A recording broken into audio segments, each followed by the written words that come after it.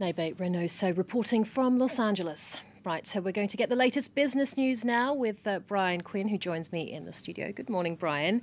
Hi, we're starting in the US, where Congress has narrowly avoided a government shutdown. Right, it was coming down to the wire last night when the House and Senate passed their respective bills to continue funding the government.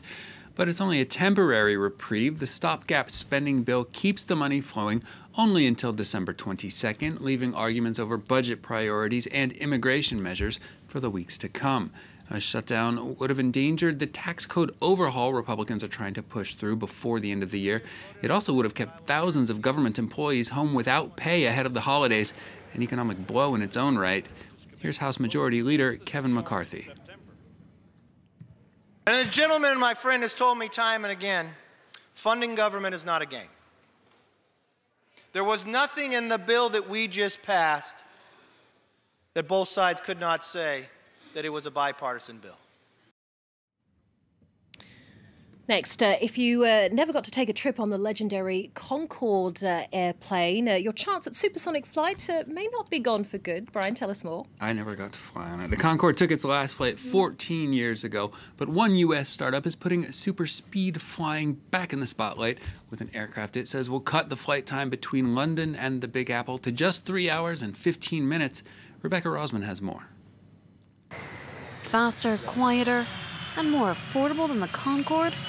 That's the promise of the Denver-based startup Boom Supersonic, which is built an aircraft it says will run twice as fast as a traditional plane.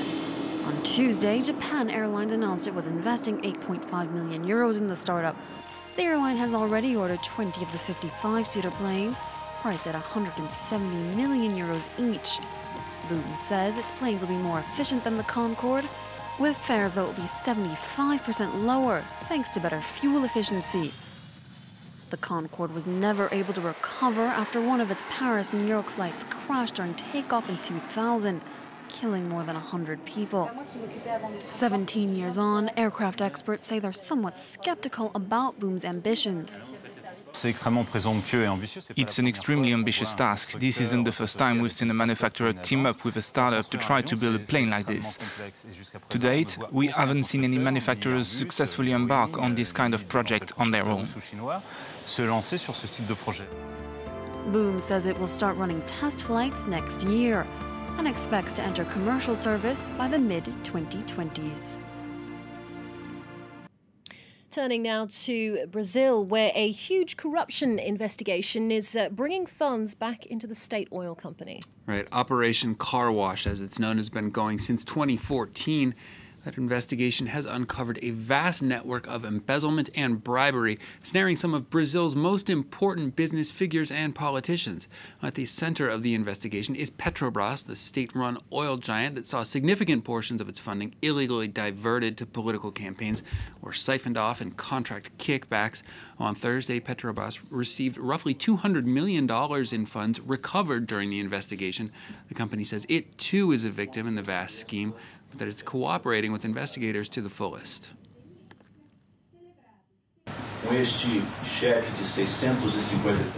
Petrobras has now recovered $470 million, which represents almost 20% of our total assets as a result of the Lava Jato probe. Right, so let's get a quick check of the markets. Brian, how are they looking so far today? Asian indexes mostly on the rise with a host of positive economic data coming out of the region. The Nikkei in Tokyo up around 1.4% as third quarter growth in Japan doubled estimates. Korea's Kospi index just over the flat line with automakers losing some ground, holding it back a bit. Chinese export figures blowing past expectations. Hong Kong's Hang Seng index up over 1% and the Shanghai Composite up nearly 0.4%. Bitcoin still on a roller coaster this week. The cryptocurrency fell over 12% in Asian trading Friday, dropping to around $14,500 per coin. That was shortly after hitting a new record of $16,000 earlier in the day. It's currently trading around $15,300 per digital coin. That is a 30% gain this week alone. Let's take a look at some more of today's top business headlines. General Electric is cutting 12,000 jobs in Europe. 11,000 of those will be shed in the UK, along with a few hundred each in Switzerland and Germany. The U.S. industrial giant says the cuts are necessary as it tries to save $1 billion next year in the midst of declining demand for fossil fuel power plants. Didi Chuxing plans to expand into Mexico next year, Reuters reports. The Chinese ride-hailing giant is stepping up competition as rival Uber moves into more foreign markets. Didi raised $5.5 billion from investors in April with the goal of global expansion. Mexico would be the firm's first operation outside its native China. And a former Russian economic development minister has been charged with bribery.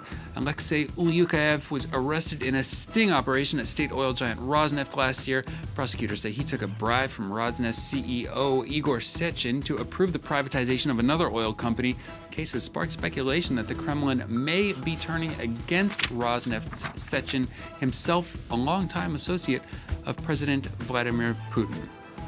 Can be hard to tell in those trials, especially where the large state conglomerates are involved. Exactly what's going on. We'll be keeping a close eye on it. Indeed. Okay, Brian, thank you very much for that. Brian Quinn there with the business update. Well, stay with us here on France 24. Live from Paris continues in just a few minutes. Don't go away.